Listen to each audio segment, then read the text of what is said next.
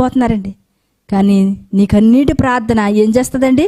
నీ బిడ్డలను రక్షిస్తుంది, నీ జీవితాన్ని కాపాడుతుంది. మరి ఎంతమంది తల్లులు ఉన్నారు ఒక బొమ్మలా తయారవడానికి ప్రయత్నం చేస్తున్నారు, కానీ ఎవరికి అందంగా కనపడడానికి, దాని భర్తకి లేకపోతే ఊరు వారి అందరూ గొప్పగా చెప్పుకుంటారని తయారవడానికి ఒక బొమ్మలాగా తయారవడానికి చూస్తున్నారు తప్ప ఒక అమ్మలా ప్రార్థన చేసే తల్లులు ఎంతమంది ఉన్నారండి? ఒక్కసారి ఆలోచించండి. ఎందుకంటే బొమ్మలా ఉంటే నీ బొమ్మ ఎందుకు కూడా పనిచేయదు. ఆడుకున్న చెప్పు ఆడుకుంటారు, ఇసిరి పారేస్తారండి. అలాగే నీ జీవితం కూడా ఆడుకున్న చెప్పు ఉపయోగపడిన చెప్పు ఉంటావు, ఆ తర్వాత నేను కాటిలో విసిరి పారేస్తారు.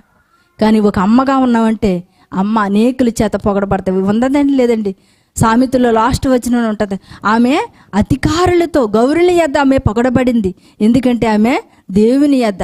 ఎందుకంటే తన బిడ్డలందరికీ రక్షణ వస్త్రాన్ని ఏం చేసింది? కప్పిందంట.